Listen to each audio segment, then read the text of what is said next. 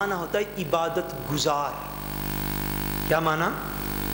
بہت زیادہ عبادت کرنے والی. چونکہ انہوں نے پہلے سے ہی یہ منت مانی ہوئی تھی کہ جو بھی اولاد پیدا ہوگی اس کو اللہ کریم کی راہ میں عبادت کے لیے وقف کر دوں گی. جب بیٹی پیدا ہوئی تو پھر آپ نے نام بھی ایسا رکھا جس کا معنی اور مفہوم ہی یہ تھا، جس کا معنی اور مفہوم ہی یہ تھا کہ یہ عبادت کرنے والی بنے. ناموں کے سلسلے میں بھی ہم بڑا اپ ڈاؤن کا شکار ہیں. ہمارے ہاں نام رکھنے کا کنسیپٹ کچھ ایسا ہو گیا ہے فیملیوں کے اندر کہ جی ہم نے نام وہ رکھنا ہے جو بڑا منفرد ہو، آج سے پہلے کسی نے نہ رکھا ہو. بھئی آپ کو منفرد اتنے ہیں تو نہیں جو ہم بننا چاہ رہے ہیں. ہم کو اتنے منفرد شخصیت ہیں دنیا میں. اللہ کے نبی صلی اللہ علیہ وسلم نے ارشاد فرمایا، حضور کا فرمان ہے، نام کے لیے میں آگے چلتا ہوں بس تھوڑا ذکر کر کے یاد آ گیا. حضور نے فرمایا کہ اپنے بچوں کے نام انبیاء کے ناموں پر رکھا کرو. کس پر رکھا کرو؟ انبیاء کرام کے ناموں پر رکھا کرو. ایک مقام پر فرمایا اپنے بچوں کے اچھے نام رکھا کرو. یعنی جس طرح انہوں نے حضرت مریم کی والدہ نے، حضرت عیسیٰ علیہ السلام کی نانی جان نے، حضرت عمران کی زوجہ محترمہ نے، جس طرح انہوں نے آپ کا نام مریم رکھا، یعنی عبادت گزار. کیا؟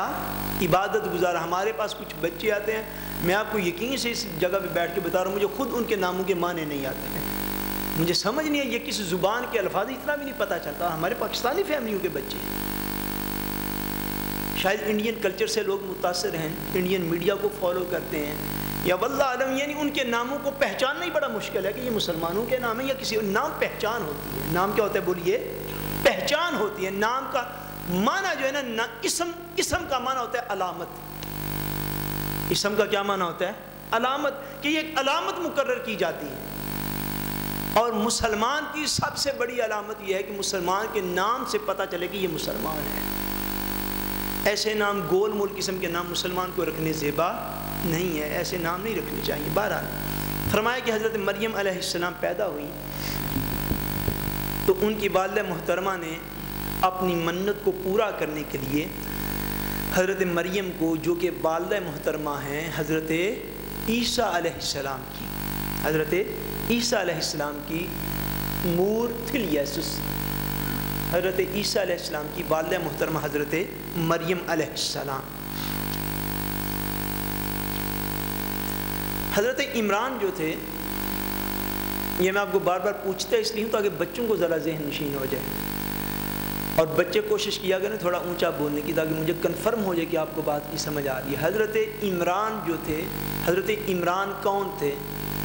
حضرت مریم حضرت عیسیٰ کے نانا جان. بولیے سر، حضرت عیسیٰ کے نانا جان.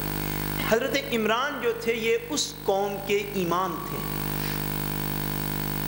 اس اپنی قوم کے امام تھے. آپ ان کو نماز پڑھایا کرتے تھے، اس لیے قوم کے افراد کو، ان کے محلے دار جو تھے، مقتدی جو تھے، صاحبدار، ان کو ان سے ان کی اولاد کے ساتھ ایک انس تھا، ایک پیار تھا.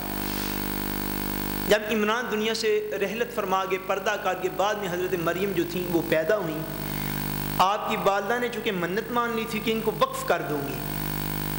اب اس منت کی بنا پر جب حضرت مریم علیہ السلام کی کفالت کا وقت آیا تو اس محبت کی بنا پر، اس محبت اور الفت کی بنا پر جو آپ کے مقتدیوں کو، آپ کے پیچھے نماز پڑھنے والوں کو آپ سے تھی، ان سب میں یہ بحث ہو گئی، یہ میٹنگ میں اختلاف ہو گیا کہ حضرت مریم کی کفالت کون کرے گا. یعنی ایک کہتا ہے میں ان کو اپنے پاس رکھوں گا، دوسرا کہتا ہے نہیں میں رکھوں گا، تیسرا کہتا ہے نہیں میں رکھوں گا. ان کے درمیان اختلاف ہو گیا اس بات پر کہ حضرت مریم علیہ السلام کی کفالت کون کرے گا. یہ سارا واقعہ جو ہے یہ اللہ تبارک و تعالیٰ نے قرآن مجید میں بیان فرمایا ہے. خالق کائنات فرماتے ہیں بما کنت لدیہم اذ یلقون اقلامہم ایہم یکفل مریم بما کنت لدیہم اذ یختصمون. اللہ تبارک و تعالیٰ بیان فرماتے ہیں کہ جب اے میرے پیارے نبی صلی اللہ علیہ وآلہ وسلم آپ جسمانی طور پر اس وقت وہاں پر موجود نہ تھے، جب حضرت مریم کی پرورش کے لیے اور ان کی کفالت کے لیے وہ لوگ قرآن اندازی کر رہے تھے. کیا کر رہے تھے؟ قرآن اندازی کرنے پہ لوگ مجبور ہو گئے. یعنی ایک بندہ ہے وہ کہتا ہے نہیں میں پرورش کروں گا، دوسرا کہتا ہے نہیں میں کروں گا، وہ کہتے ہیں نہیں بھائی چلو تو مانے، وہ کہتے ہیں میں تو نہیں مانتا. یعنی بحث کرتے کرتے اس نتیجے پر جا پہنچی کہ اب اس طرح کر لیتے ہیں کہ ہم جو ہے وہ قرآن اندازی پھر کر لیتے، اگر کوئی بھی بندہ نہیں مان رہا تو قرآن اندازی کر لو، جس کے نام کا قرآن نکلے گا، جس کا نام آئے گا، وہ پھر حضرت مریم کی کفالت کرے.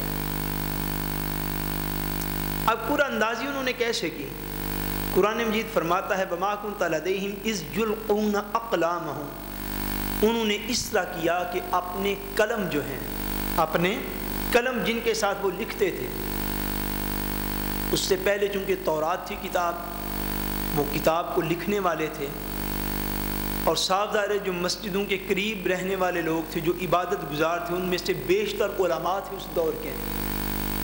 حضرت عمران کے مقتدی تھے، ان کا ایک انس تھا اس فیملی کے ساتھ، اس خاندان کے ساتھ، وہ پرورش کرنا چاہتے تھے. اب وہ سارا سلسلہ جو ہے انہوں نے اپنے قلم جو ہیں جن کے ساتھ وہ تورات لکھتے تھے، یہ قرآن اندازی کا طریقہ کار یہ آیا کہ سامنے یہ جو دریا یا سمندر یا چھوٹا ندی نالا ہے جہاں پہ پانی بہہ رہا ہے، اس کے اندر جا کے اپنے قلم پھینکو. سارے قلم لوہے کے ہوتے تھے. کس چیز کے؟ بولیے نا کس چیز کے؟ لوہے کے قلم ہوتے تھے. انہوں نے کہا یہ قلم جو ہیں جا کے اس پانی کے اندر پھینکتے ہیں، جس شخص کا قلم پانی میں ڈوبے نہیں، پانی کے اوپر تیرتا رہے، وہ شخص جو ہے حضرت مریم کی کفالت کرے گا، وہ حضرت مریم کی پرورش کرے گا. تفاسیر میں دیگر روایات میں آتا ہے کہ ان پرورش کرنے والوں میں جو پرورش کرنے کے خیال رکھتے تھے کہ ہم پرورش کریں گے، پرورش کرنے کے دعوے دار جو تھے فاسبو کرنے کے حضرت مریم کو، ان میں ایک حضرت زکریا علیہ السلام بھی تھے. حضرت بولیے نا حضرت زکریا علیہ السلام یہ کون تھے؟ اللہ کے نبی تھے، اللہ تبارک و تعالیٰ کے نبی تھے. اور رشتہ میں حضرت سیدہ مریم سلام اللہ علیہا، حضرت سیدہ مریم علیہ السلام کے خالو بھی لگتے تھے. حضرت زکریا علیہ السلام جو ہیں یہ حضرت مریم علیہ السلام کے خالو بھی لگتے تھے. یہ دو بہنیں تھیں. ایک بہن جو ہے یہ حضرت عمران کے نکاح میں تھی، جن کا نام تھا حنا. کیا نام؟ بولیے نا کیا نام؟ حنا. کے ساتھ لکھتے ہیں حنا. حنا جو ہیں یہ ہیں حضرت عیسیٰ علیہ السلام کی نانی جان. ان کی جو بہن تھی وہ حضرت زکریا کے نکاح میں تھی. ایک بہن حضرت عمران کے نکاح میں اور دوسری بہن حضرت زکریا کے نکاح میں. اس اعتبار سے حضرت زکریا علیہ السلام جو تھے وہ حضرت مریم کے خالو بھی لگتے تھے. اب آپ بات کو سمجھ گئے؟ حضرت مریم کے خالو بھی لگتے تھے اور اللہ کے برگزیدہ نبی بھی تھے اس دور میں.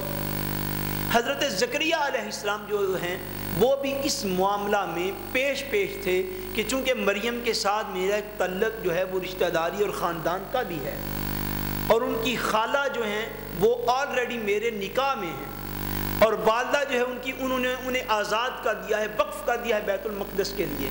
ان کے والد کا سایہ پہلے سر پر موجود نہیں، تو مریم جو ہے وہ میرے پاس رہے، میں اس کی پرورش کروں گا، میں اس کی کفالت کروں گا. مگر دیگر لوگ جو ہیں وہ بھی اپنے اپنے دلائل صاف ظاہر دیتے ہوں گے. انہوں نے نہ مانا. بات جو تھی وہ قرآن اندازی تک جا پہنچی کہ قرآن اندازی کی جائے کہ قرآن اندازی کے بعد دیکھیں کس کے نام وہ قرآن نکلتا ہے.